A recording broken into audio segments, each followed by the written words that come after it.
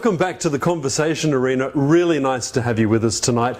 And you've heard him on radio, so we thought we'd get him onto our TV show. Walter Mason, how are you? I'm very well, Ben. How are you doing? Very, very well. Now, what do you classify yourself as? You're an extraordinary man in terms of writing and books and things. What do you say when people say, what do you do as a job? Oh, it's a really hard question to answer. I normally say I'm a dilettante. Dilettante. Someone who doesn't do much of anything at all. But what happens when you say that you're an author?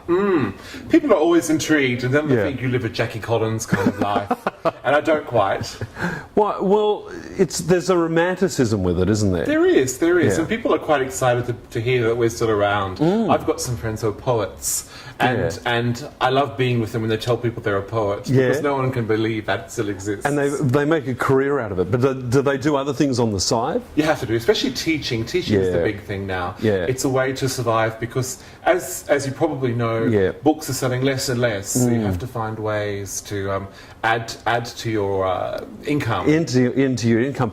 Your life was influenced by someone very important in your family. Could you tell us a little bit about the background of that and how you got involved with all this world of writing? Well, my grandfather was a writer. Yeah. And his name was also Walter Mason. Oh, how cool. He was a lovely man, and he was a great self-publisher. So when he was in his 70s, he started to self-publish, and the house was filled with books suddenly. But he would sell them. People bought them. They were local histories. Yeah. He passed away a few years ago, bless him, over 10 years ago now. And just a couple of weeks ago, I had an email from someone saying to me, "Are you the Walter Mason I went to school with in 1932? 1932 would have been a very interesting year, but in terms of self-publishing, was he a bit of an entrepreneur, obviously, for his time? Because he was, yeah. He would drive around to gift shops and newsagents and say, "Do you want copies of my book?" You know, and he was completely shameless about it. So it was a great inspiration. Do you think we can learn from people like your grandfather in today's world, where we're facing this onslaught of multimedia and, well, I suppose, commercialisation of the industry that you're working in terms of online? Do you think people should get out there if they're really passionate about this and go, you know what, I'm going to go back to what they did in the 30s and walk into a shop and say, hey, this is what I've written, I'd like you to stock it? I think absolutely. I think it's essential because I think that too many people are laid back, and in an age where we do everything online, the people who are going out and doing things are actually standing out more and more. It's like if you send a letter to someone now, it instantly grabs their attention because you don't get many letters. No. So if you're actually out and about shaking people's hands and meeting people, you can create so much a bigger impact than you ever could before. So I'm always telling authors, just get out there and do your thing and make people know that you're around.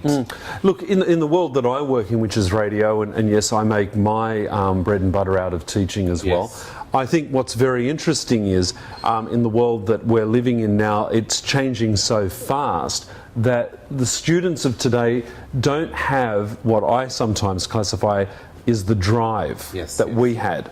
You know, we grew up in a time where, you know, there was probably a lot more opportunity, but I think there's far more opportunity now. There's never been an age like it. In terms of getting your message out, it's available to everyone almost instantly. I'm always telling my creative writing students this. You know, you can publish your book tomorrow if you wanted to.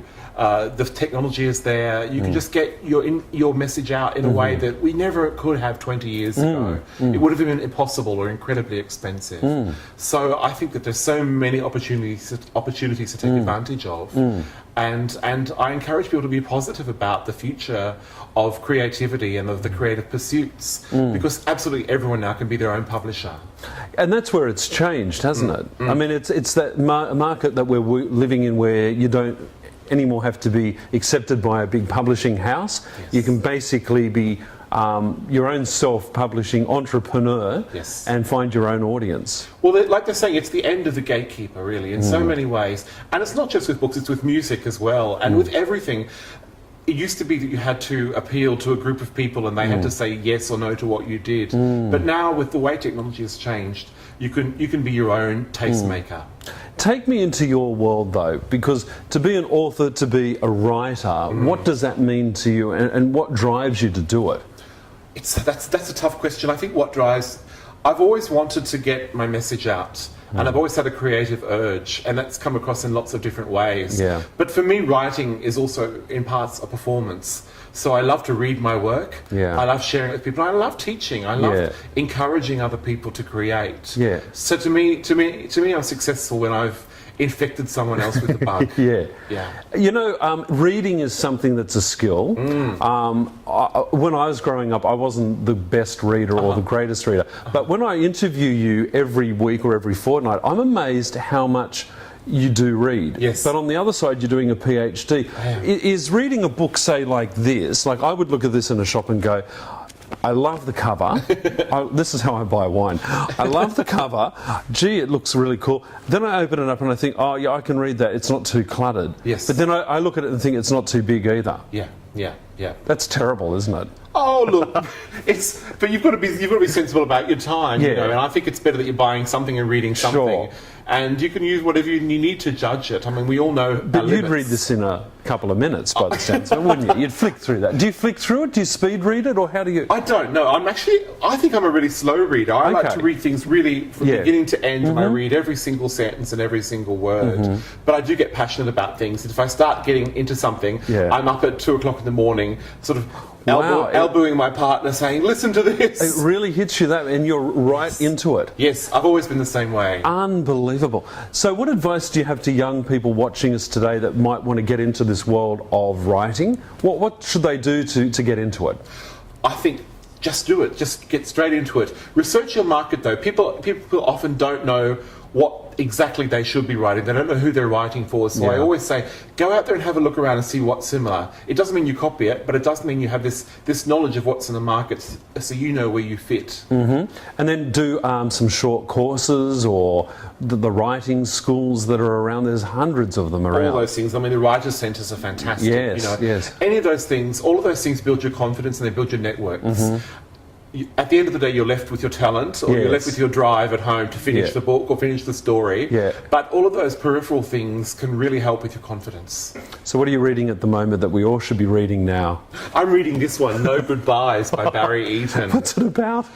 It's fascinating. No Goodbyes, is it a sad book? It's not. It's about, actually, death doesn't exist. Barry is a psychic intuitive. And he says that we don't die. In fact, we live on and on and on, and he's been to the spirit world and he talks about it. It's funny you talk about that because we're interviewing a clairvoyant a little later on tonight, so there you go. Love never dies. There you go. Oh, fantastic. But you know, it is funny. It takes, people are talking more and more about this. We just go to a different dimension. Yes. Well, Barry's writing about this because he is himself a medium and an intuitive, and he's actually been to these places and he's spoken to these people and heard the stories of how we move through different levels of development over our lifetimes. It's so intriguing. And in a way, it's something you do want to hear. You do want to think, I don't want my life just to end in nothing. No, that's great. Well, there's hope for me and there's hope for you. Walter Mason, thank you very much for joining us today.